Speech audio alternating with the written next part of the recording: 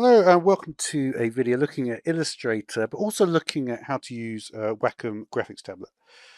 So you can see if we take a look at my graphics tablet here, this is the pen. I've basically got this pen in my hand right at this moment.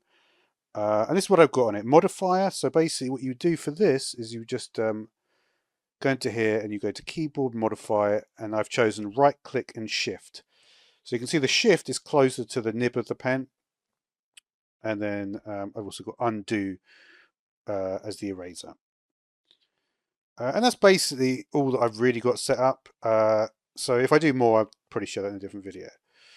So, for instance, what we're going to do is we're going to start by drawing a rectangle, and we'll make this 200 by 600.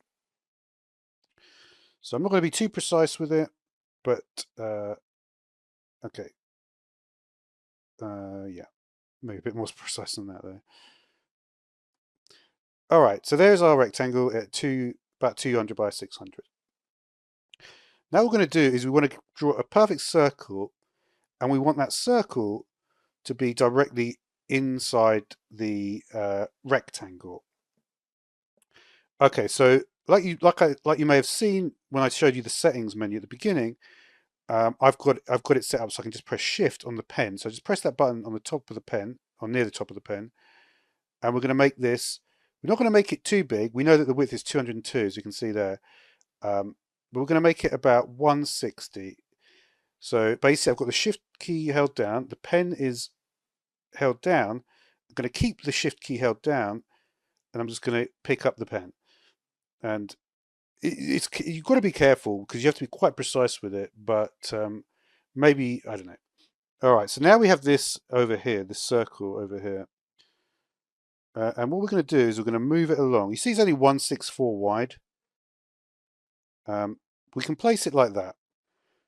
But yeah, so basically the way that I'm seeing this is you just get it to 202, keep Shift held down, and then move away.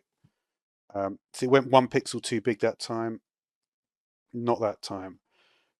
And I think it's basically like a question of like how, trying to increase the percentages of accuracy on this. So for instance, that's 75 out of the last 4, right? But yeah, so that's basically, I've done that like about 200 times now, wow. But that's going to do for this video, so thanks for watching. All right, so we're going to keep on where we were at before. Going to move it up to the center of this rectangle. Let's see what happens next. So we need to edit the other shapes. Click the largest rectangle to select it, yeah. Drag the bottom middle to make it taller. I don't know if I really want to do that. You know what? Yeah, I'm not going to do that. So click this one. Click the second one with the pen. Dragging towards the center of the circle. Okay. How far are we supposed to do this?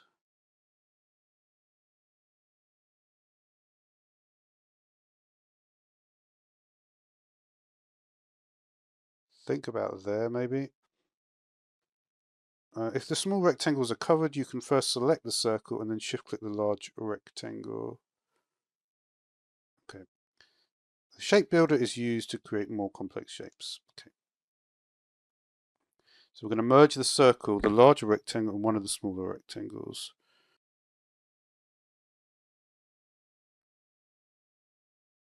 All right, so we do select those 3 shapes in the shape builder. Move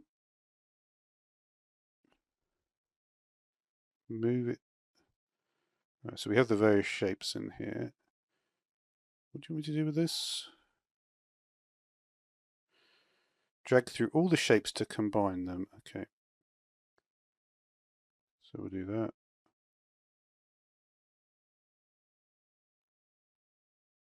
There we go.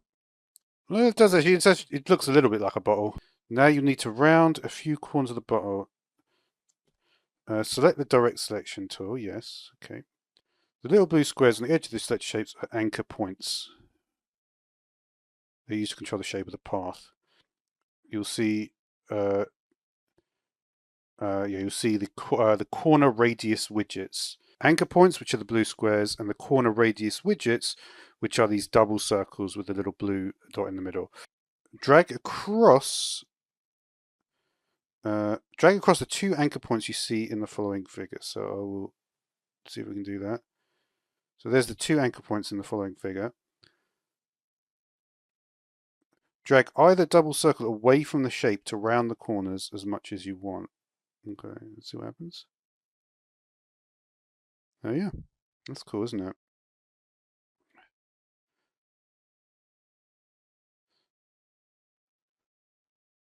So it starts from there, it's very, and then we can make it rounder like that. Neat. Is that level? I guess it's, I don't know, it doesn't look level to me, but I'm not that worried. Applying color to artwork is great for creativity. Yeah. Shapes you create can have a stroke that goes around the edge and can be filled with a color. You can apply and edit swatches, which are saved colors that you make or that come with each document. Select the selection tool. Okay. Click the small rectangle above the bottle shape to select it. No. Come on, let's click it. There you go.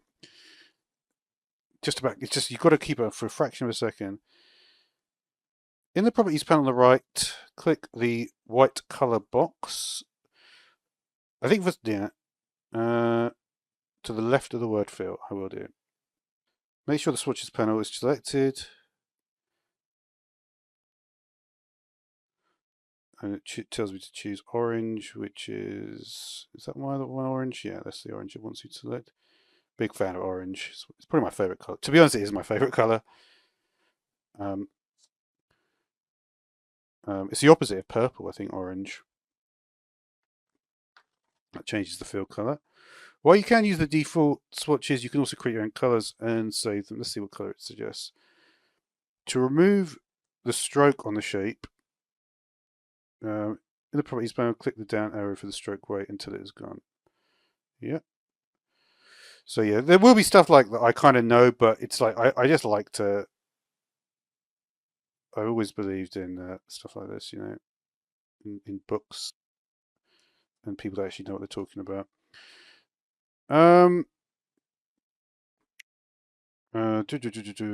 Yep, it's gone. Select the larger marker body shape to change its fill color as well. Okay, let's try that then. So select it, hopefully it didn't move it. I'm going to keep trying to use my pen here. The thing is, I know it's kind of like, I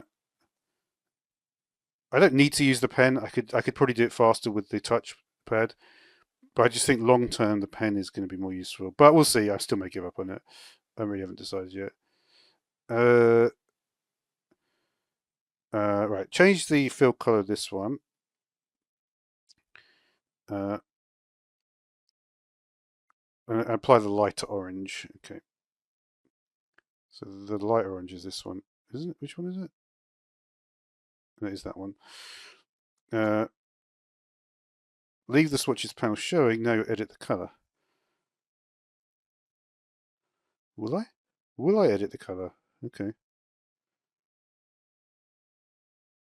Double click the swatch you applied in the swatches panel. Okay, I will do it. If I can double click it, there you go. Let's move this box. How was I doing the drag? Oh no, I can just drag it.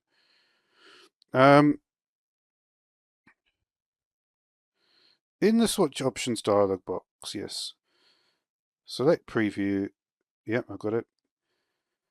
Drag the green slider to the right to make the color more yellow and make it lighter. Really? So this is where I'll probably get some very useful things out of this. Even if there's stuff which seems kind of basic. Drag the green to the right to make the color more yellow. And I guess that does make sense.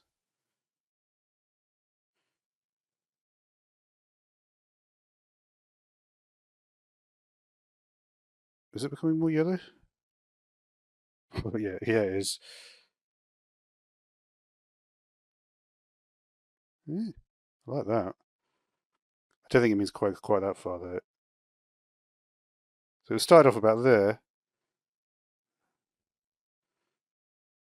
I don't want it to make it a little bit more yellow, right? Don't want to go overboard. That is cool though.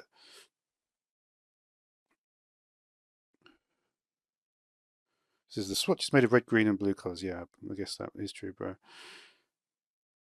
Um,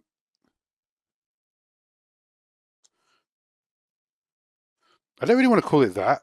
Why would I call it that, right? If I call it, it doesn't say change the name, so I guess I won't.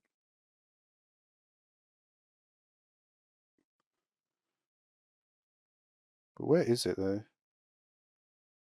I don't think I actually did it.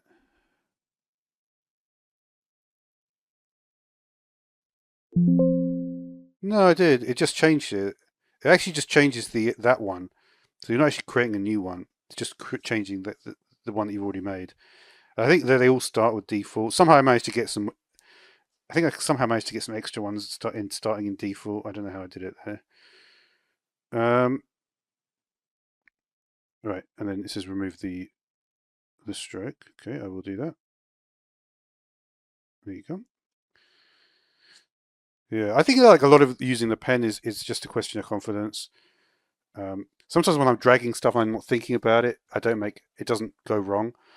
But I think when it's like, oh, I'm trying to pick up this tiny little box, it's kind of like a more detailed psychological thing. Like because I'm quite tall, generally, if I'm doing something really finite and precise, I'm constantly like insecure because I'm thinking like, oh, like some girl that's like 4'8" and like an expert at tiny little, like threading, really narrow needle, I'm just, that. It's just like a psychological thing depending on your height. But anyway,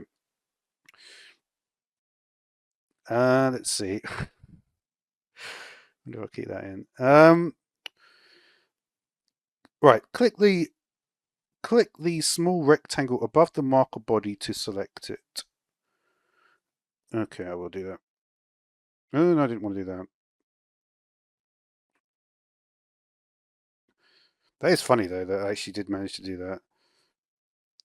Because I was just trying to scroll up. Um, yeah.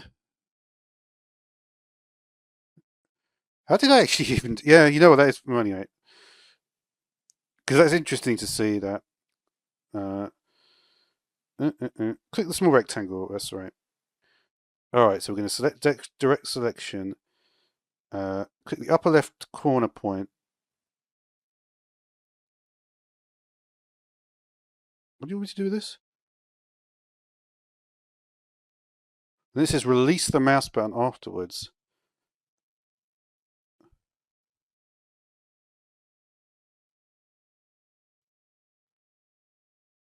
Hmm.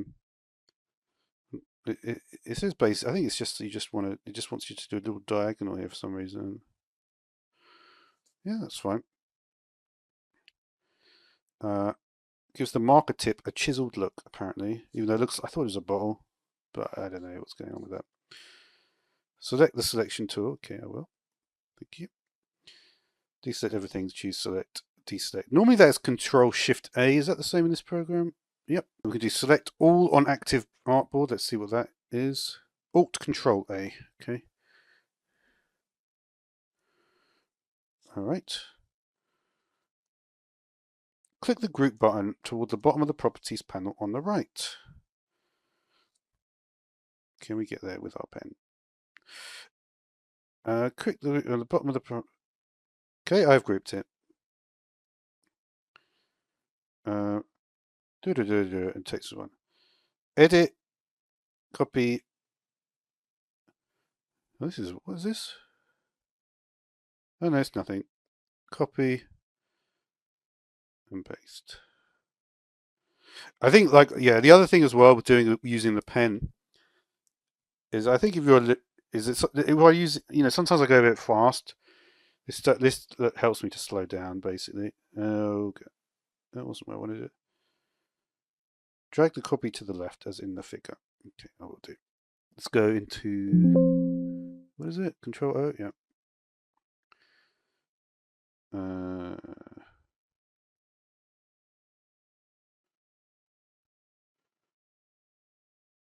It is a bit further to the downward, but always move the other one up. Yeah, I haven't quite got the size right, but I guess you can go up a bit. Don't even know what that means, right? Why is there a line in it? It's something like this, right? To rotate the copy of the marker, move the pointer just off a corner of the box around it. Okay. And so you want me to rotate just a little bit off, right?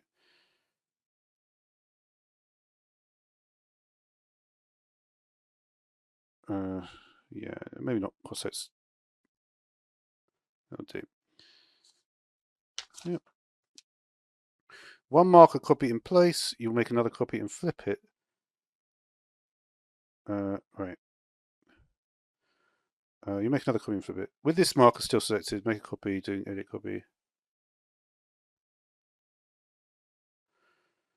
Alright. Let's do edit copy. This time it says do paste in place. Alright, so flip the copy in the properties panel, click flip horizontal button. Is it there? It is, looks like an hourglass on its, there you go. But it's this one. Okay, now we need to hold down shift and drag it to the right. So it's going to be in the same. Release the mouse button and then the key, yeah. I like the fact it keeps on telling me that. So hold down shift.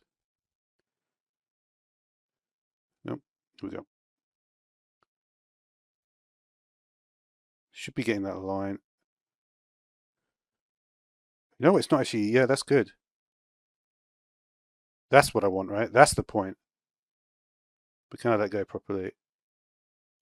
Oh, I did it. Let's go. Yeah, that is perfect. It didn't go 1 pixel. All right.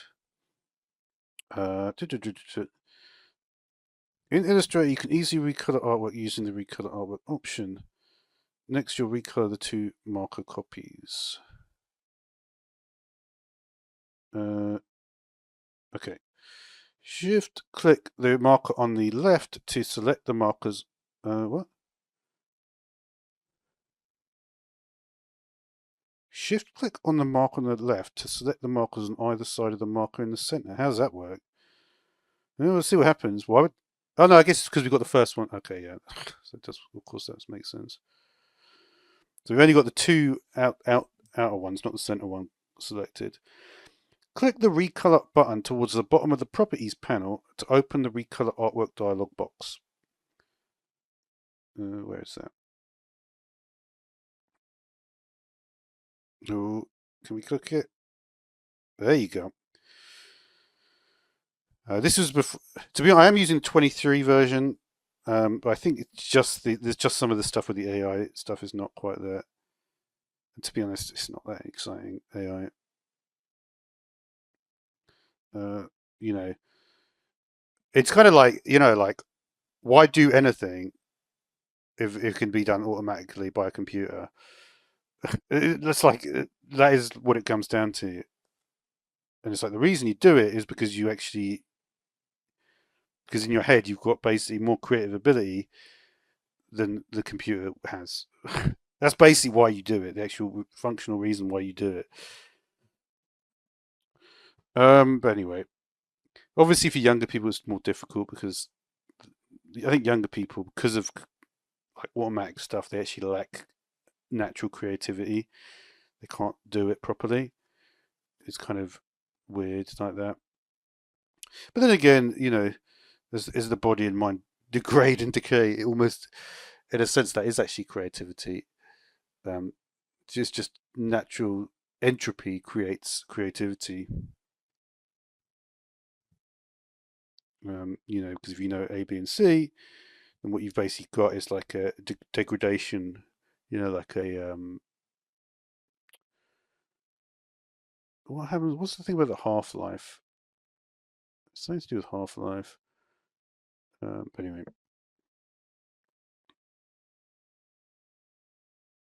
basically what you've got is like a selection of knowledge which is degraded from, you chose to be interested in A, B, and C. Someone else, they may be interested in C, D, and E. So even if they are from like a younger generation, they potentially, but it probably when it will be that they'll be much older. I don't know. It'd be interesting to see if there's like some sort of convergent evolution on degradation with people that are massively homogenized and conformist. But I guess I'll never see that. But anyway, we can see at the bottom here, you can see the two colors from the bowl, the orange and lighter orange, as circles on the color wheel in the middle of the dialog box. Yes, I can. Recolor artwork lets you change color and select artwork. Now you display the swatches that are in the document and then change the two orange colors. Choose document swatches from the color. What? Right. Choose document swatches from the color library menu. Document swatches, okay. No, I've not seen this. Oh, that's cool.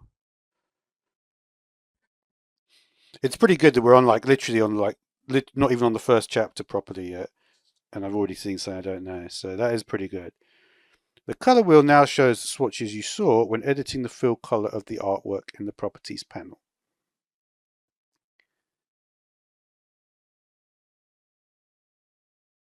I guess. Okay.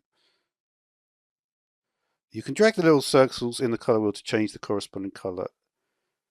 But by default, dragging one color drags all of them together.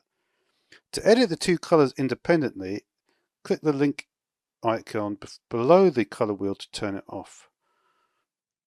I will do, thank you. Now drag each of these orange circles one at a time into a different red color to change the artwork. What are we supposed to do with that? So it looks like, okay, I think I see which way it wants to do it. So basically we need a deep like crimson on the lid and then like a more pinky tone on the bottle. So to do that then, I've done that again. So to do that,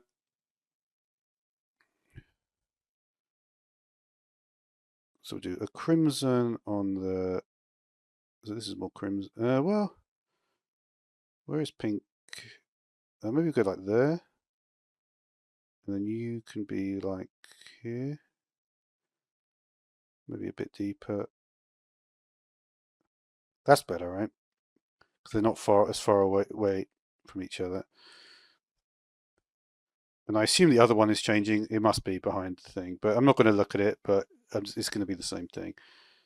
Unless I've done something wrong with the selection, but I don't think I did. Right, so that's it, basically. So that's cool, right? That actually worked out quite well. And we just click here, and it's done. And then what is it? Control-Shift-A to select, what was it?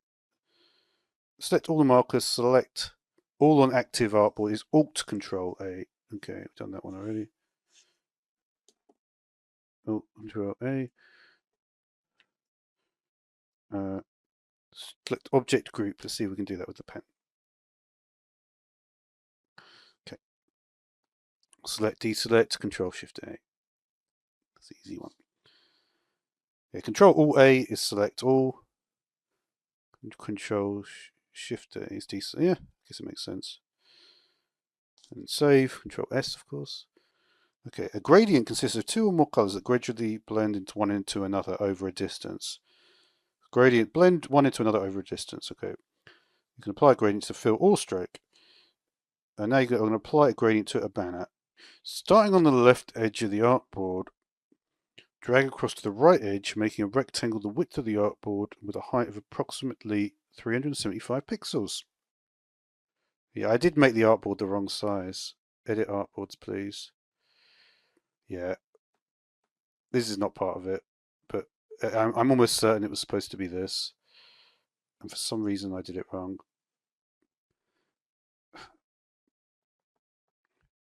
Let me just see if I can move those in.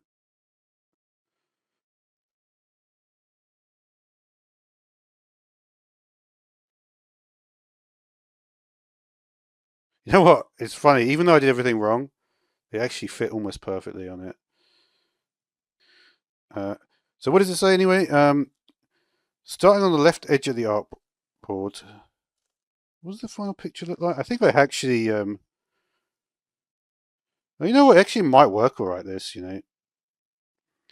When I look at the final picture, it's actually... Now I've changed the artboard size to be the proper size. It actually looks much better. So it says start on the left edge, drag, and we need a 375 pixel high thingamajig. So we're going to make sure we're on the edge. Let's just start like, and then we're going to go to like there and try and get it to make sure when we release. See if we can get it. There you go. Didn't get it quite perfect, but if you get the width right, that's kind of the most important thing, right? Height of approximately 375. Okay, with 3 pixels off, you know. In the properties panel, click the fill color box and select the white to black swatch with the tooltip white black. I will do, thank you.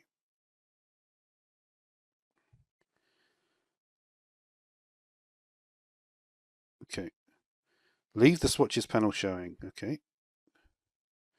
At the bottom of the swatches panel, click the gradient options button to open the gradient panel, which of course is miles away. You can drag the gradient panel by the title bar at the top to move it around. Okay, we've done that. In the gradient panel, do the following. Click the fill box to make sure you're editing the fill. What? That's not that one. That's right.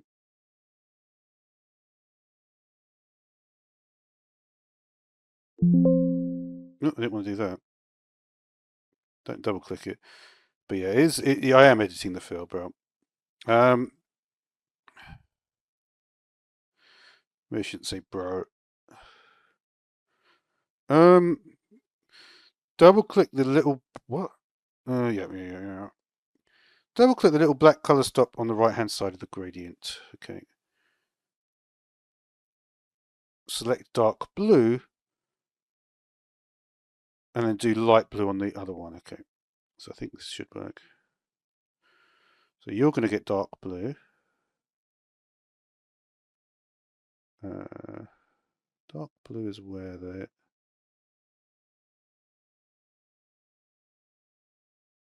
kind of hard to find it. Maybe I should do this. Wouldn't like that be dark blue, just blue at 255 and the others like really, why are you not happy? No, bro, that's not what I want.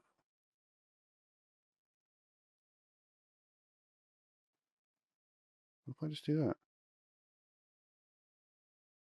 I don't like it when it has this exclamation mark. It's like, okay.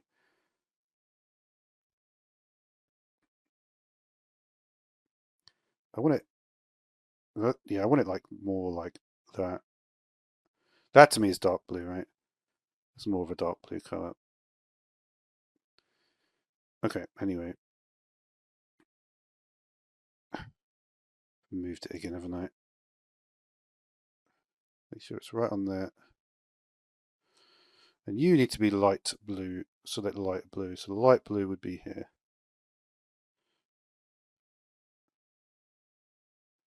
No, I need sky, right? It needs to be really sky blue.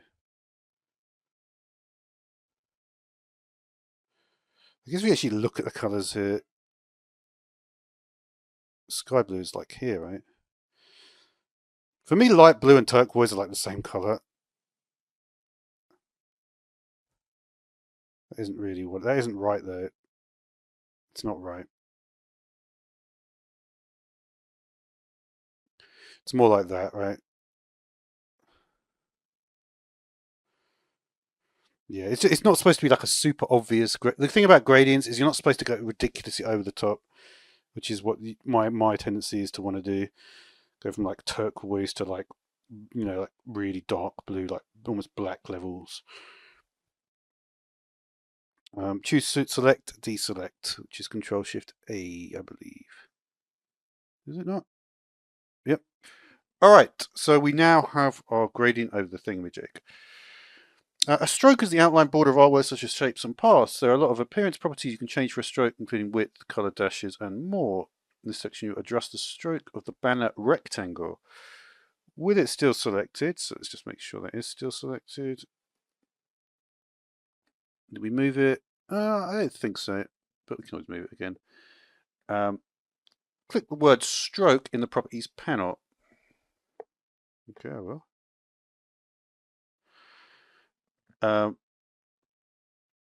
In the properties panel, when you click an underlined word, more options appear in the panel. Okay, I didn't realize it was like that.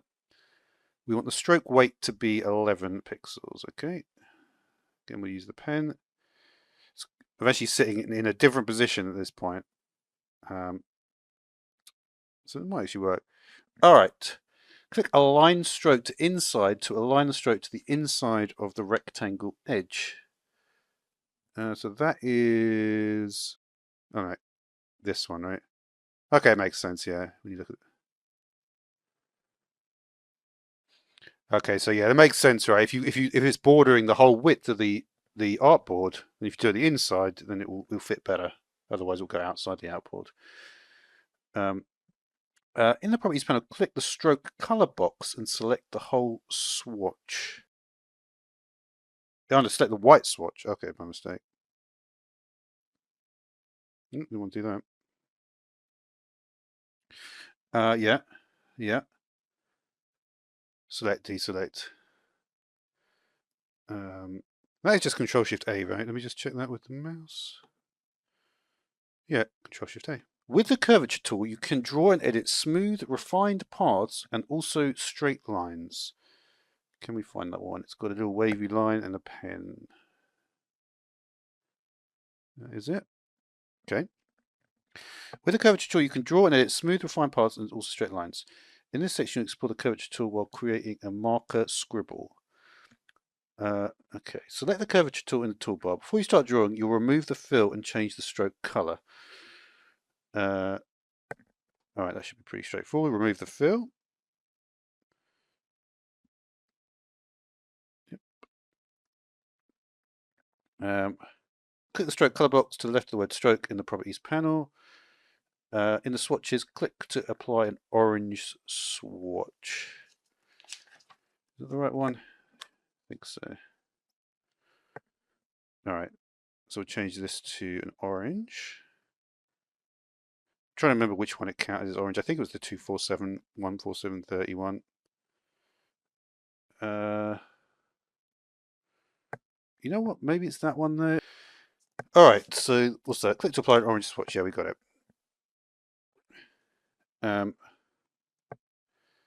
Move the pointer into the middle of the orange. Okay, let me just read this section. Move the pointer into the middle of the orange-yellow marker tip. Yeah. To make a serpentine shape like an S, move the pointer to the left and click and release. All right, so we're going to click here. And then like that, that's it. And where's this supposed to be? Move the pointer to the left, click and release. And we move it basically about here so that the resultant curve can be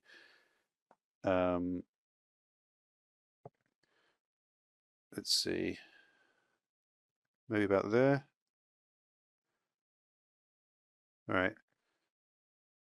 And it should go, yeah, it basically, yeah, goes there.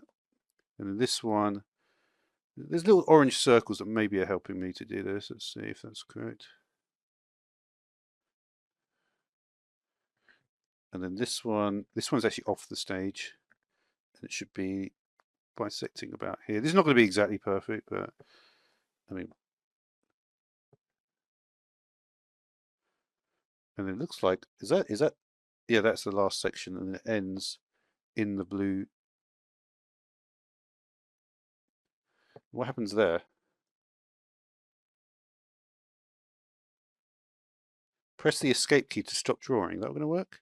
Oh yeah, it is. Right, interesting. That's kind of correct. Yeah, to be honest, it's pretty accurate in terms of what the picture looks like. With the path selected, it's still selected. You'll change the order of the artwork and put the path behind everything on the artboard. Click the Arrange button. Click the Arrange button and center back to send it behind everything. Okay. With brushes, you can decorate paths with patterns, figures, brush strokes, textures, or angled strokes. You can also modify the brushes provided with Illustrator and create your brushes. Next, you'll apply a brush to the path you just drew to make it look more like a marker scribble. Select selection. Okay, I got it. With the path you drew still selected, yep. We need to go to Windows, Brush Libraries, Artistic Ink. Is that the one? Yeah, I got it. Right. Okay, I got it. Yeah. In the panel opens, you see some brushes that come with Illustrator. Scroll in the Artistic Ink panel and click the brush named Marker to apply it. I'm still using my pen, by the way, if anyone's interested. You know what? Funnily enough, it's like the first time I used it on the first day, it was really like, I don't know if I can use this. And then since then, it's not really bothered me at all. I've actually preferred using the pen. Stuff like this is like, okay, it's right there. It's just called Marker, is it? Yeah. Oh, yeah. Change the stroke weight in the properties to 6. Okay.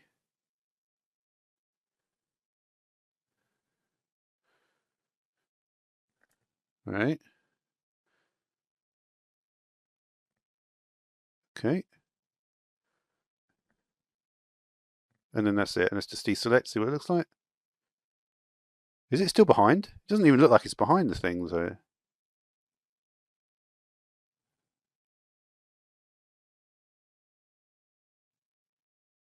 Okay, for some reason center back got deselected. Cool though, right? That is cool.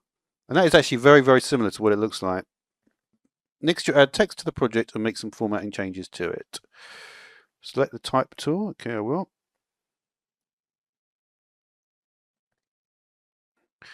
Click on the large rectangle with the gradient fill. Okay. You know what it means? I think like the weird thing about this is when it says click, it says click, but I think it just means click and drag. So if I did a click and a drag, yeah, then it would do it. It's because I just did a tiny little click, so I couldn't even see the letters. All right, and for some reason, I think like most people have probably got this set up way higher in terms of the size, right? So let's just do like something I can actually see. If it tells me that it's wrong, we can always get rid of it. All right, and we type in, what's happened there? Type in art supplies, not like that, like that. There you go. Art supplies. Right. So select in the fill, change the fill to orange.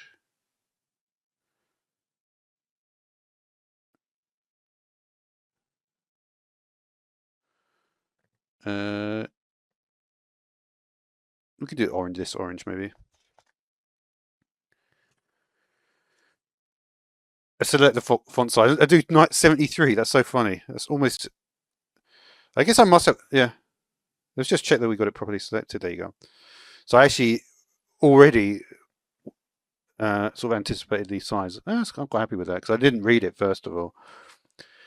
In the same section of the properties panel, change the tracking value by selecting 30. So we need this to be 30. All right, so we'll go to 30, and we're just gonna. There you go. So the tracking is 30. That's the spacing between the letters. Press return to. No, that does not work. Why does it say that? Press return. Is that maybe on the press return or enter to accept the change? Oh, I think it doesn't mean that like that. Um,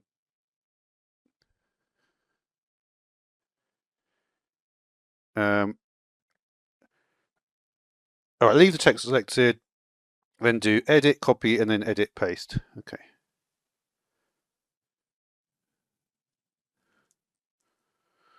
All right. I don't know what this thing keeps on coming up with. I don't.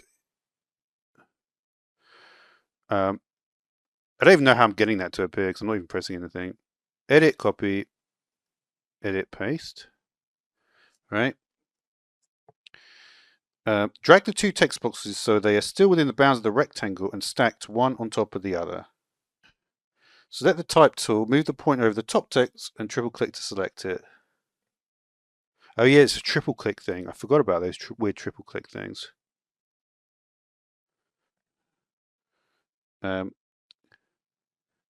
Change the font size to 190. Okay. Let's just put them both in the middle, right? Because I'm sure they're supposed to be in the middle. Well, I mean, well, we'll see. Anyway. All right. And then I think what we want to do actually is this one looks like it's going to be massive, basically. So maybe we'll just put it there for now. All right. Select the text tool, move the pointer over the top text, and triple click to select it. Okay. Select the text tool.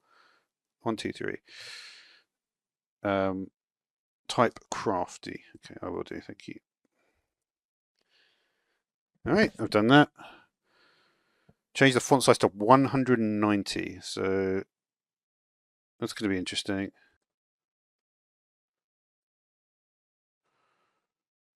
All right. Yeah, it doesn't tell you what happens when it gets too big. This is something that happens in InDesign as well. You get this red thing.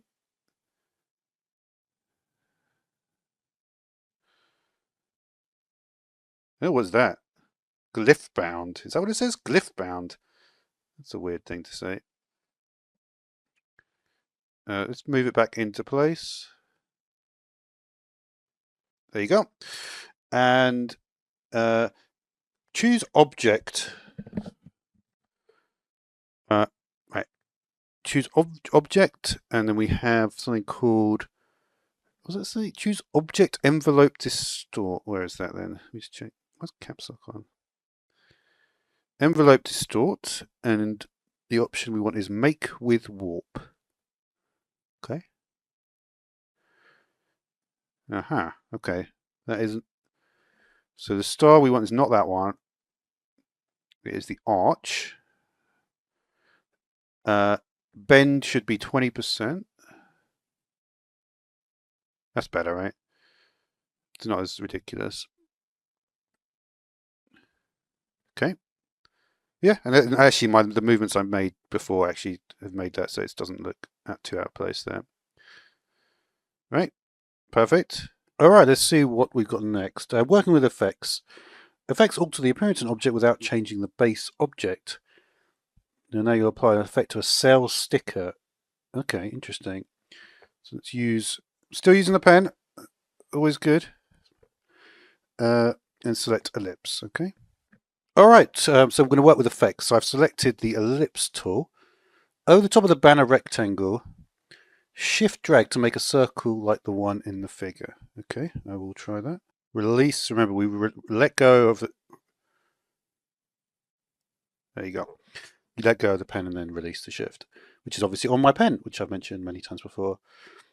Click the fill color in the properties panel and choose light blue. Okay. I guess this is light blue, right? Yeah. What else do we have? In the properties panel, click the choose. Oh, this is where the effect actually comes in. Choose an effect. It says in the properties panel, click the choose an effect panel. Okay, so that is, isn't it just, yeah, it's just this, right? And we want to go for zigzag, which is, it's distort and transform zigzag is where that one is. And we're going to have 9 pixel.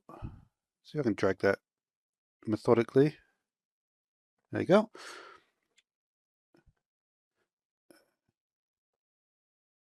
Absolute ridges per segment. You should probably actually see what we're doing here.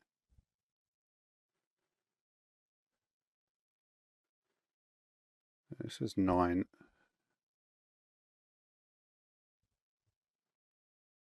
There you go. Okay, so that's that. Try adding some text on top of the circle. Okay. Let's see. Select the type tool and click to add some text.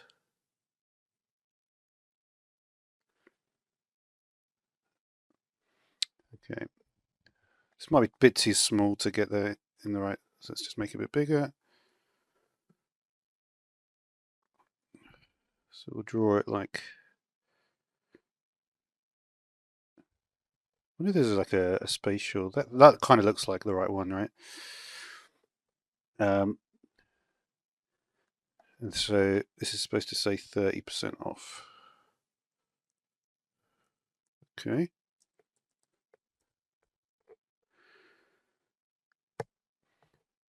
All right, let's see. I'm sure. So we need to fill color is white.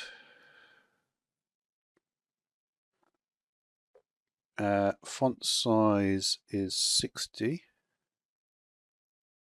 Let's just type that in.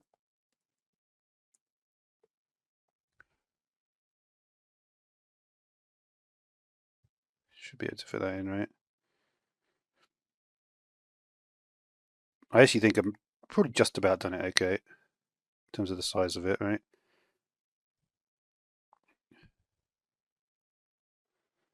Let me just do that again. I want it to be glyph bound all over the place. Change the leading, or the leading, I think is how you pronounce it here, to 50. So which one is that? Circled in the figure. Oh, I see where it is. So it's this one with the A's on top of each other. So I wonder if they're going to go towards the. Let's see when do I change this to 50? It just moves the bottom one up. You need to center align it.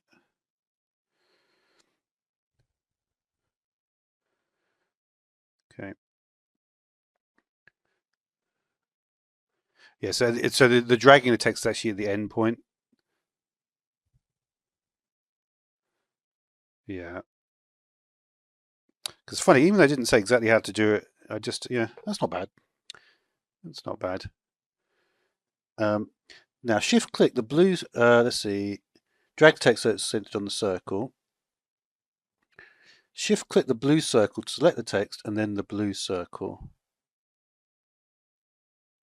Shift click the blue circle to select the text and the blue circle. Okay.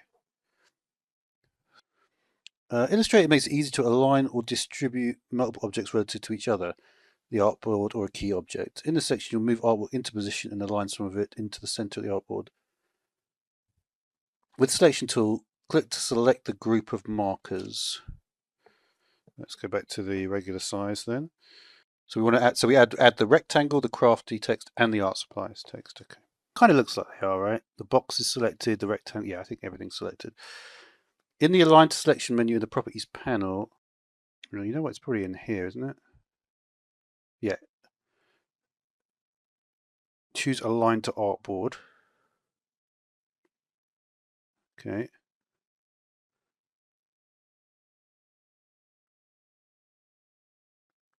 Then we want to do horizontal center.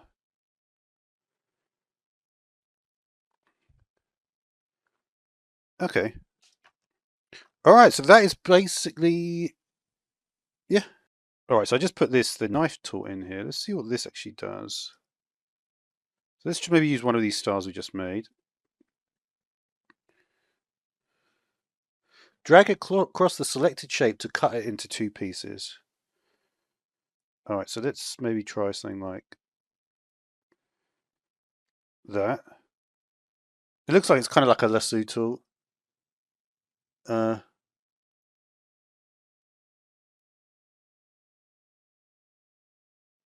and then basically that means you can just change the color, right? So that way you could just change the color of a certain part of the shape. Actually makes things kind of easy. It just creates a little path so you can just choose little areas of the shape to change. So that's kind of cool, right? Now the hand tool, is that still H? Yeah, it is. So the hand tool, but if you hold down Alt, it will go smaller. Space you can move. It puts the hand tool on and stuff like that. Yeah, I do like Control 0 though. That is always a good one. So here's an interesting thing. When the type tool is active, I can still use the space. But if I have the type tool in the text, yeah, you can't press space then. So you can still move the text around in the text, but you can't use space. Then you have to use Alt if you're actually in the text. Because obviously using space wouldn't work in that situation. That's interesting. If we take a look at the hand tool here, let's take a look at the hand tool. We also have, what's this one? Rotate view tool. So we can actually do that as well. So it tells you the angle. I wonder if we can shift the angle. Yep. So it will shift to 15-degree increments. And the other way to do that is to go into the canvas rotation section here. Interesting, if we do Control 0 here, it will put it like that. But if you do Control Shift 1 there, it will put it back to 0. So there's a couple of other useful things if you're doing to get back from a rotation. We're working with large. Let's see what happens when we do this then. So there's outline mode. You do that if there was something hiding behind the other object. So we also have pixel preview. So overprint is your basic mode, right? And pixel preview will actually show pixels. Because obviously, it's kind of interesting because obviously vector, these will all be vectors, right? So for instance, if we put this one, it goes up. How big does that go? That's ridiculous. So this star, if we go to say, we'll do 400, and then we go to pixel preview. Yeah, you can see the pixels differently there, right? I don't think they're actually rasterized. It's just presenting it to the monitor in a way that looks rasterized, but it isn't actually rasterized. Welcome back to another episode of things we're going to do here. And what I'm going to do is, because I'm still using this book, Classroom in a Book, um, it's kind of like at the point where I'm not going to follow it directly because it sort of uses assets that you have the files for it, and I'm going to sort of just create the assets in a slightly different way. Now I should see if I could remember what I was actually. Isn't there a way to double click on some of these things? Let's find the one that is closest to the one we want, which is I'm looking for a teal color. Right. I actually remember the hex code, so I'm just going to put that in because it's that, right? So that's going to be our first circle that we're going to do. Again, I'm slightly like modifying what it actually says in the book. This bit is not in the book, but it does have these sorts of things. And then what I'd like to do is have a smaller circle. So let's get the smaller circle, like about, it's in relation to the size of it, it's probably about, I often do that. If that's basically happens if you release in the wrong order. So I'm trying not to do that. Okay. And the fill of this one, I'm kind of like trying to think about like how I'm going to, I'd like to change the brightness of it. Let me just go into the actual proper colors here, because otherwise we'll be here all day, right? So it was definitely one of these ones, right? Yeah, it's closer to something like these ones here. I'm going to go for something like it's a little bit more. Yeah, that'll do. I think, yeah, just going to the Pantone ones is probably the easiest way to do it. All right, so the little box that passes over, so if we go across, that box is saying there is artwork under the pointer, and that's kind of clear to see, right? When we just hover and move our pen across like so. So when you hover over something, the object has a color outline, and you can see that, right? There's blue. It's quite thin. I did actually do something with the anchor points. I changed them to be bigger, so that could be fun. Now it says move the pointer over the edge of the large green circle, and of course we're going to see the word path appear like here, and if we go there we can see anchor, and I think there's a first circle. You can see I think there must be 4 points. There's 4 anchors on the circle, and I think you can actually see that, right? If we did that, and then you can see it that way with the subselection, but that's actually the next section. So the color of the bounding box tells you which layer the object is on. Okay, so then because those bounding boxes are the same size, we can tell they're on you could actually go to layers, right? You can see they're both on there. But again, getting ahead of ourselves on that. But that is useful though. The color of the bounding box will say what layer it's on, so that's a useful thing to know. Click anywhere inside the larger green circle to select it. Okay, so we'll just pretend we didn't. All right. A bounding box with 8 handles, yep, 3 on top row and the bottom, and 2 in the middle, with 8 handles appears around. All content shows a bounding box selected and can be used to do resizing and rotating. Okay, so obviously we've got the resize there, the rotate there. Drag the smaller circle onto the larger circle, like you see in this figure. Okay, so we'll do that. I did make it a little bit big, to be honest, but not to worry about that. It's fine. Pressing the Shift key, click in the larger circle to select it as well, and then release the key. Okay, so we've done this already a little bit. Okay, so we've got 2 selections. You actually see the center points of each circle, can't you? Which is interesting because yeah, it's because I made them so big, the anchor points, that you can actually see that. I couldn't see it before.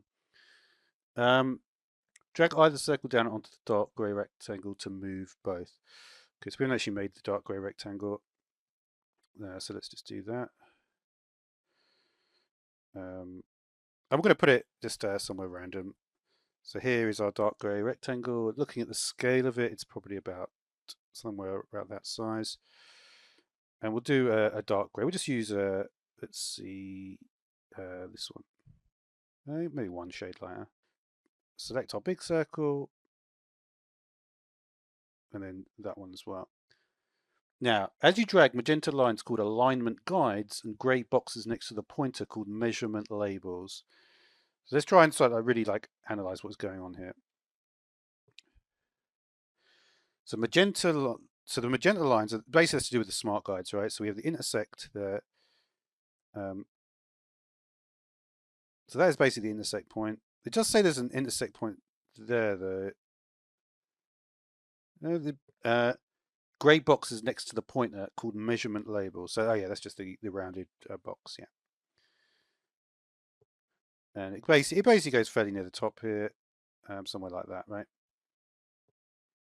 I imagine I should probably have removed the stroke from the box. Or I could just send that to the back, right? Probably looks a bit better. It's basically supposed to be a joystick. It kind of, yeah, it's not quite the same as the picture. Yeah. Okay, so that is that for that section. All right, next up then we've got something with the direct selection tool. And now this one uses a speech bubble. So again, I'm going to have to sort of delve into an area that we haven't really covered yet, but just to actually get it to work. So shapes and paths are composed of anchor points, sometimes just called points, and path segments. A shape like a square is made of at least 4 anchor points on the corner. So at least 4 anchor points. Probably not, well, not for a triangle, I suppose. Change the shape of a path or shape is by dragging its anchor points or path segments with direct selection. Okay, so what we needed to do first of all is just to have a little speech bubble thing, and then we can go through the sort of tutorial. So to do that, we're going to get a speech bubble. So basically, it's going to be a shape about like this size. Is it got rounded corners? We won't worry about the rounded corners for now. Well, you know what? I guess I could just do the rounded corners, right? Yeah, again, we haven't. I don't think we've covered that one yet. And then the thing that I haven't covered yet is how to do the anchor points. Again, this is actually quite a lot further, but I will just do it here briefly. You basically have to select the object and then get the pen tool, and then you can basically see the anchor points. Um, it kind of doubles up the anchor points when you actually round the corners immediately. But what we'd need to do for this one, um, basically, if you just put an anchor point in the middle, when you resize or rotate it in some way, this is just going to go diagonally down. So you basically need to have 3. So we wait till it says the plus. And yeah, we'll just sort of, not going to be that accurate, this. But that's basically the shape that we're looking at. We'll change it to the color as well. The color here is it's close between pink and red. Again, it looks like more like a Pantone color. So let's just go to Pantone. Yeah, we'll just go to Pantone. It's just so much easier to do this because these colors are so much better. So this color that we're looking at here is, it's basically this color. I'm actually playing this game on Android called I Love Hue, and it's like it's basically like a training game to get better, differentiate the different colors. A lot of people that do, like for instance, I watched this woman called Karen Puzzles, and she does a lot of jigsaw puzzles. And like and when you get like really into jigsaw puzzles, it's um, the most like serious jigsaw, but they literally just do jigsaw puzzles. It's like 1,000 pieces, and it's all just one color and stuff like that. It's kind of funny, like how how if you're really into it, like the sort of things you do. But a lot of people into jigsaw puzzles because you're trying to tell the difference between the different piece colors and stuff and the way. But it's a different topic. All right. So with the direction selection tool selected, when it's right over the anchor point, um, you can see you get this little box there, right? It's a little box with like a black, uh, like white empty box with a little black circle in the middle. The tiny dot in the white box center indicates the pointer is over an anchor point. So yeah, so that makes sense, right? Okay, so when we click on this, it goes blue, and then we can drag it. You can see why I needed 3 anchor points, right? Select any anchor point you want here. Um, obviously, the ones that I just created, they've only got one little thing here. And these ones, because I rounded the corners, you got some Beziers out there as well, which is interesting. But yeah, definitely worth increasing the size of the anchor point. That is in Edit, Preferences, Selection, Anchor Display. So what we could also do is if we wanted to select, if we wanted to make it shorter in height, you can also use a marquee selection, right? So the way to do that is we would select it like this. Then if you press the up arrow. Yep. So that's a way that you could make it shorter like that. Always still in direct selection. There's also a little bit about locking selection. So let's just say we have this selected. We go to Object, Lock, Selection, right? That way, if we do a marquee box around this, you see we can move everything like that. And then we can do Object, Unlock All, and then this can be moved. So if we actually look in the layers, we can sort of see how that's working, right? So what I could do is lock these two, unlock that one, and that way I can select here, and I can make sure I can actually select this thing because I actually want to use it for something else now. Kind of interesting, like when you're doing stuff like this, like what you get in the alignment guides. But I'm not too worried about that for now. So we have these four circles, right? 4 ellipses. We'll just move that. And they're all going to have the same outline color, aren't they? Because they're in the same layer. With the selection tool, select one of these objects. This is actually slightly different from, but it doesn't matter. And then we do select. And this is a different way to select. We go select, and we go same, and we're going to go fill and stroke. So you can see there's actually a bunch of different options here. And that way it's actually selected this one as well. It wasn't really what I wanted. So maybe what we should have done is just made sure that we change the fill to something different. Let's just do this one for now. So this way we just select one, we'll go select, same, fill and stroke, and then all the 4 are selected. And this is useful because there's even more functionality in this section, which is if we go to select, save selection,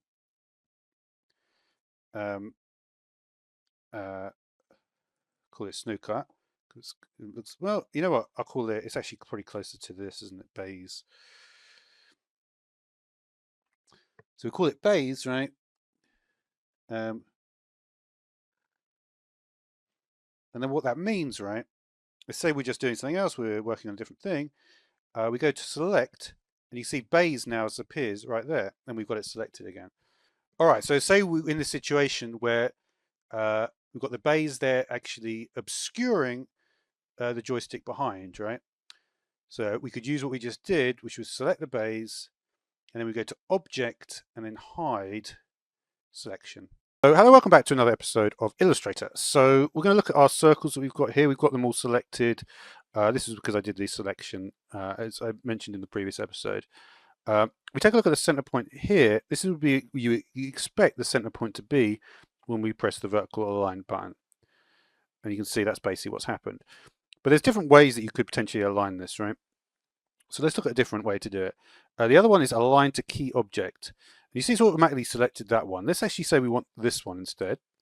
So we'll select this one and we'll do a vertical align to the key object.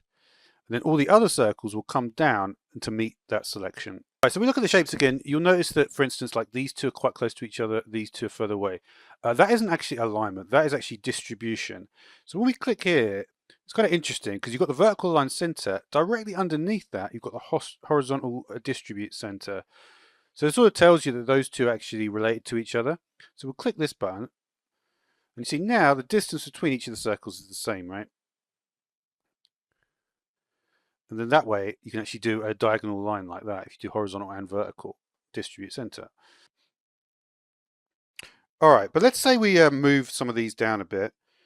We need to make sure that we're always doing the right alignment stuff, right? So we're going to move those down and we'll make sure we've got these 3 selected. So let's use our direct selection tool to see what we can do.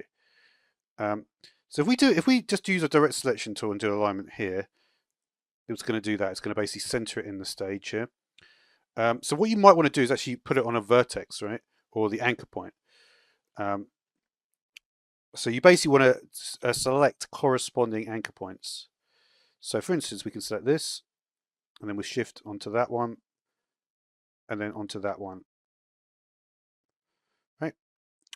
So then if we do this, vertical align center, they'll move up, right? But you do have to make sure that you have this bit selected as well, the align to key anchor, because this will tell you that it needs to align to this spot here on the top of the other ones.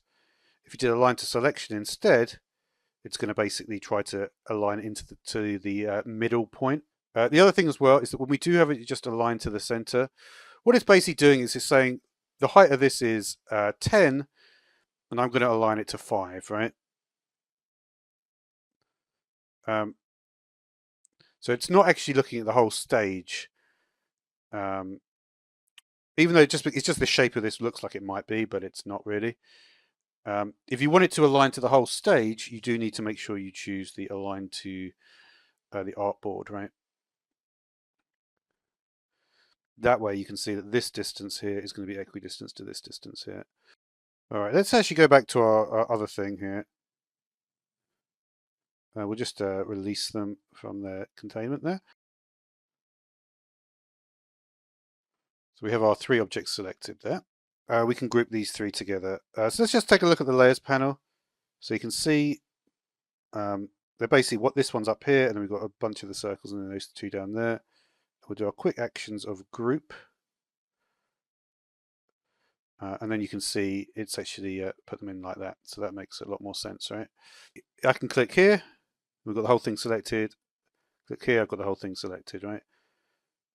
And you can see the little things appearing there. All right, but what there is something called, it's called isolation mode, which is interesting. So at the moment I can just click this circle, but once I double click here, I enter isolation mode, and I can't actually interact with this thing at all. And you'll notice also we can see that we're actually in the group here, and then also the layer thing changes as well.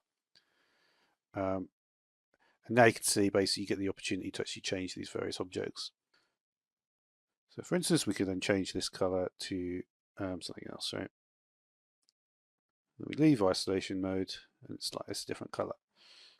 So if we look at the group here, you can see we've got these 3 elements in here. You could actually go further than that. So we can select that and that.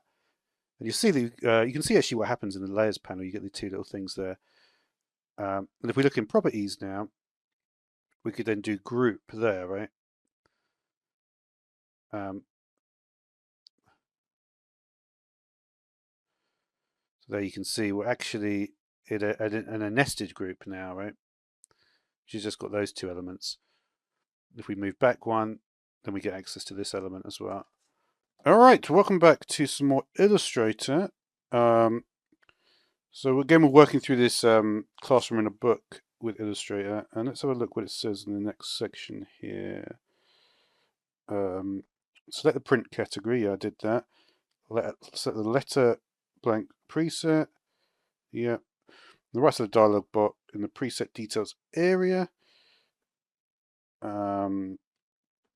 This is basically a project which looks like it's to do with a toucan. And it's a logo. So there you go.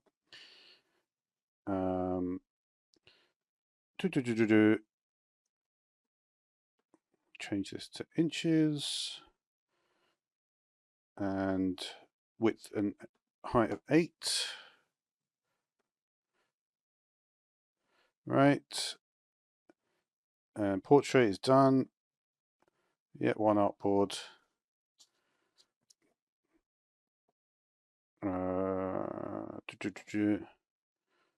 Create.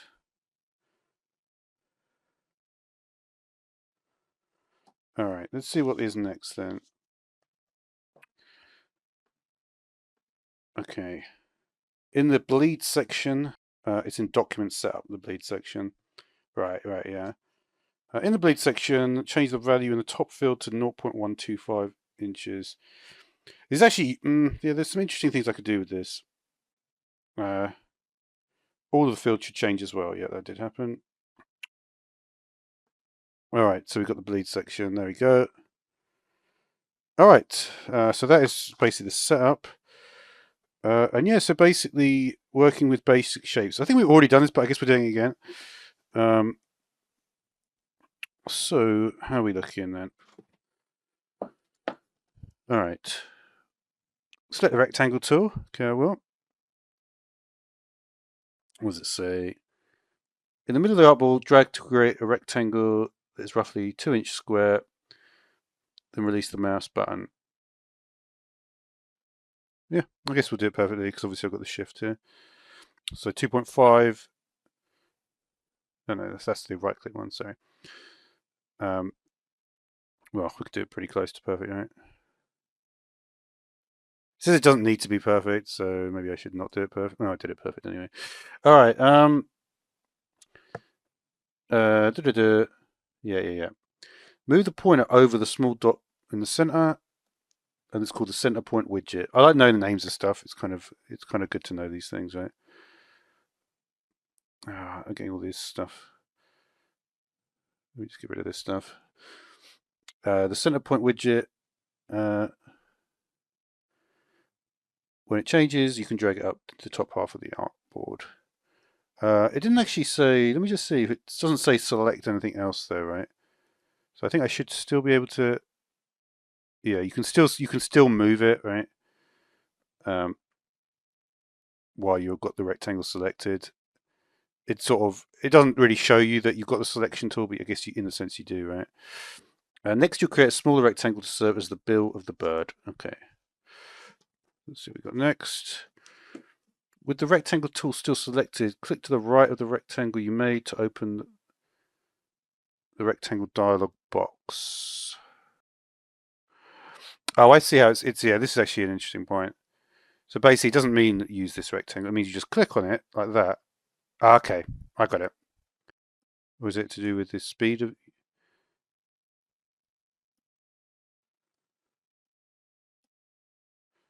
Yeah, it has to be deselected first. You can't just create one. Yeah, so you have to deselect first. It doesn't actually say that there. Does it actually say deselect? No, it doesn't say deselect, but you do have to. All right. Yeah. All right, so we've got our second rectangle. All the shape tools except for star and flare tool create live shapes. Live shapes of attributes such as width, height, rotation, and corner radius. They're editable without switching from the drawing tool you are using. With two rectangles created, you'll make some changes to them so they look more like the body of a bird. Right, selection. Drag the top middle point of the rectangle down to make it a little shorter. When you see a height of approximately 1.75 inches, in the measurement, release the mouse. Okay, where's the? Don't have to do with the sub-selection to do that. Not really. All right, so you want this to be 1.75. I think we've got 1.76. But to be honest, it's actually 1.7563 anyways. So it doesn't make any difference. All right. When you started, you create the larger rectangle at an approximate size. As you just saw, you can later resize the rectangle by dragging, but you can also do so with more precision in the properties panel. In the transform selection of the properties panel on the right, make sure maintain width and height proportion is deselected. It wasn't, there was it? It's this button here, isn't it? It's a bit late for that now. Setting maintain width and height proportions is useful when you change the height or width and want the other values to change proportionally, right? Let's see what we've got next. Select the width and change it to 0.88 inches.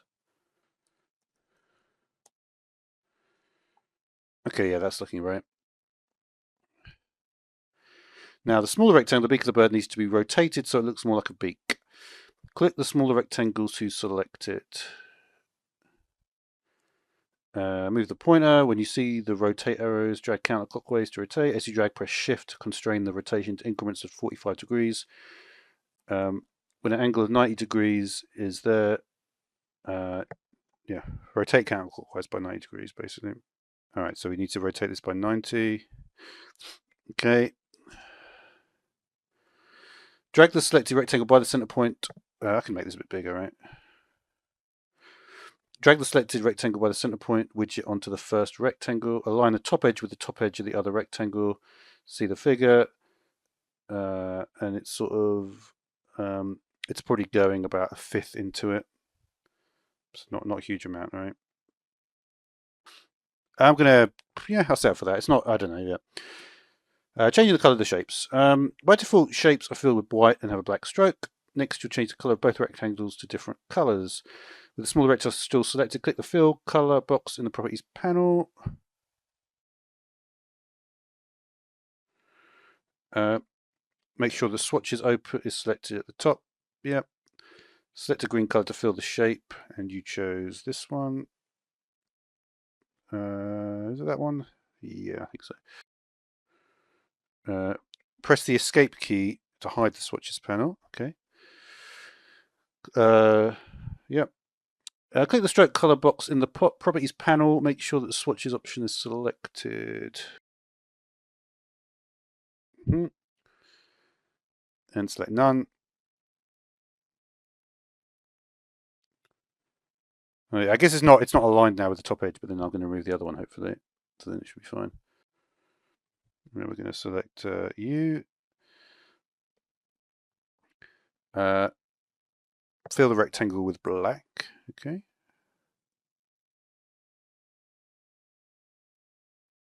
And then the stroke is going to be none. So that should be level again. It doesn't look. Yeah, it does look level actually. And then Control Shift A. Okay. The rectangles you create don't look very much like a bird. Luckily, it's easy to round the corners of the rectangle to make things more interesting and practical shapes. You need to see the live corners widget in each corner of the rectangle. If you zoomed out far enough, the live corners widget are hidden on the shape. Yeah, it doesn't actually say to use the direct selection tool, but not quite so strong. Aside from dragging to change the corner radius, you can also change the radius of all individual corners in the properties panel. Select the larger rectangle. In the properties panel, click more options in the transform section.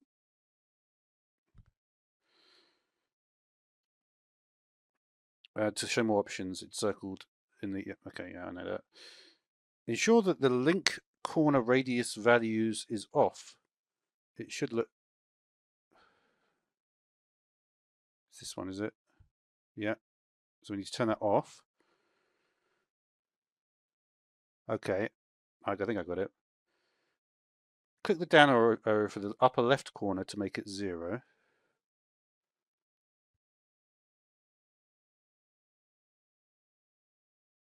Huh, that's cool. I've never seen, I've actually never seen that before. That's really cool. I didn't know that was a thing. Each corner value in the panel corresponds to a corner of the shape, yeah. Click the down arrow for the upper left corner to make it 0, yeah, okay. Do the same for the lower left corner. Okay. It actually changes the little picture, doesn't it? Which is cool. Yeah. What's all those? So this is not part of it, I'm just curious. Chamfer. I wonder what that means. Click the arrow for the lower right corner. Click the up arrow for the lower right corner several times and you see a value of 0.525. What's that? Lower right corner. Should be 0.525. It doesn't have it, so we can just, okay, that doesn't matter. And well, when you press enter, it just closes the box. So, all right. Anyway, you can type the exact value in if you like. Yes, I do like. You can choose between round, inverted round, and chamfer. Click to select a smaller rectangle.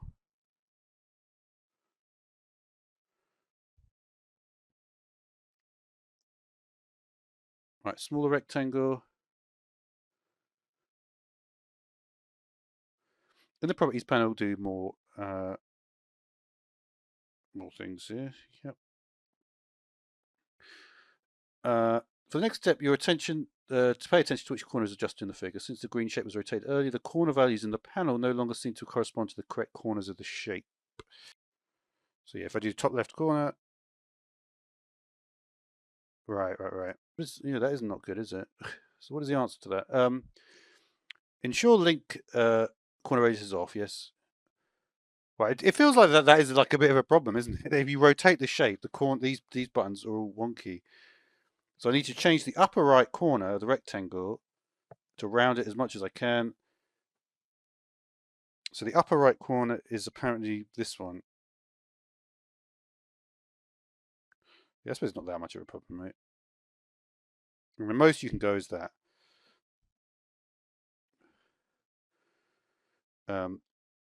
Choose a chamfer for the corner type for the lower left corner of the rectangle.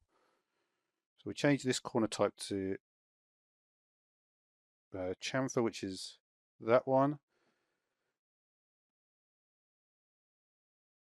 And then make it larger to see the chamfer. Okay. Oh, I see. So basically, chamfer basically just means wait. Chamfer. Chamfer just turns it into a straight line, the corner. Now that's weird. When you go to 0, it changes it back. You know, it goes back to, yeah, it changes it back if you get to 0. So you basically don't get to 0. I think it's 0.188. Yeah. And then it says you can round it corners with the direct selection tool, which I was doing anyway. All right, so that's basically that section done.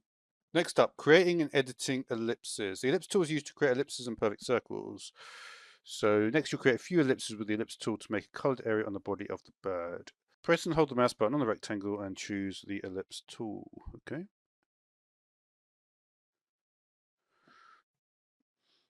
To the right of the green rectangle, make an ellipse with an approximate width and height of 1.18 inches. All right, so to the right of the rectangle, make 1.18 inches on this thing. As with the rectangles, without switching to the selection tool, you'll reposition and modify the circle with the ellipse tool. And fill the shape with the white-black gradient. Okay.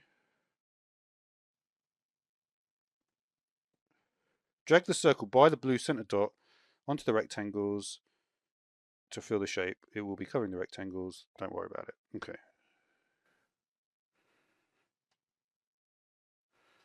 It's hard to say exactly where I want this thing. Next, you'll practice creating a circle with the ellipse tool to make the bird's eye. With the ellipse tool still selected, to the right of the bird, press and drag to begin drawing ellipse, and 0.4 inches on this one.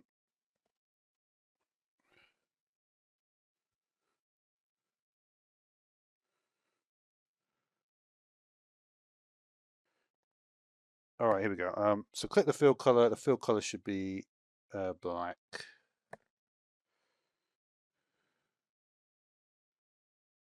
Press escape. Click the stroke color in the properties panel, and this should be, just look at the color it is. And we need a stroke weight of 6. It's actually quite a useful general thing, this, for making eyes, right? Drag the circle from its center onto the bird to make the eye as shown in the following figure. So you need to be looking at the positioning. We might have it I'm sure we'll put it in the wrong position, but we'll just put it there for now. To make it smaller in the transform section of the properties panel on the right, make sure it is selected, maintain width and height, and change either value to 0.09 inches.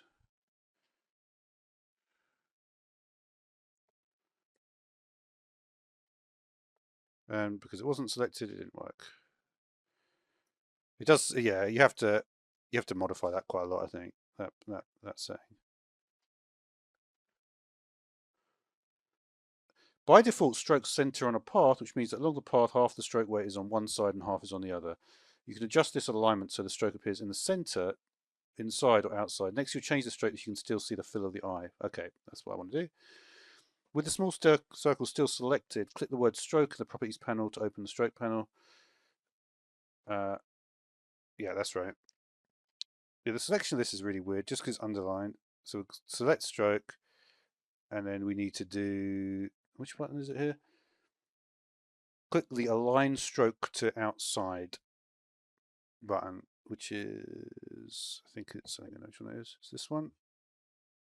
Yep. There you go. And that's it. All right, so I just moved things a little bit there. Now, creating a pie shape from an ellipse. Ellipses have two pie widgets that you can drag to create a pie shape. Next, we'll modify the gradient. Well, I'll modify the gradient, but yeah. So used to saying we in every video. That, most books will say you. Next, you'll modify the gradient shape using those pie widgets to become a half circle. Select the selection tool and click the gradient filled circle on the board. So, yeah, okay. Select this, okay. When it's selected, you see the pie widget on the right side of the ellipse. Oh, is that what it? You know, I've never noticed this in my life. Oh yeah, it's a. Yeah, wow. The pie widget you just dragged is the pie. There's another pie widget in the same place in which you started dragging this one. Oh yeah, that's actually, I was actually thinking, can I get it to do that? Because that is actually what it looks like in the picture more. Interesting. Pi widget you just dragged is the pi start angle, and the other pi widget is the pi end angle. All right, so the bottom one is the start, the other one's the end. Drag the other pi widget counterclockwise around the top of the, yeah. Oh no, actually, it's still in the wrong place. And then drag it basically so it's close to the eye.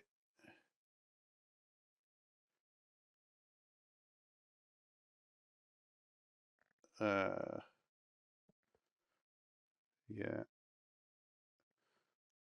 Okay. The circle will look best if we see exactly half of it. This requires the two pi widgets you drag to be precise angles to each other, showing 100 degrees of the circle, 180 degrees of the circle. You can adjust them with precision in the properties panel. In the properties panel on the right, click more options in the transform section to show more options. Choose 90 degrees from the pi start angle. All right, so pi start. So actually, yeah, is this the pi start angle? Yeah. So we want 90 degrees here, and it's 270 from the pi end menu. Right. Press the escape menu to hide. Press the escape button. Click the arrange button in the properties panel and choose send backwards to send it behind the bird beak rectangle. Yeah, I think this part is like where you send stuff backwards and stuff. It's kind of an interesting thing. Well, that eyeball is real close. That is actually supposed to be in the right. Yeah, to send that back. Okay. If necessary, drag the gradient field half circle so that the right edge aligns with the blackbird shape.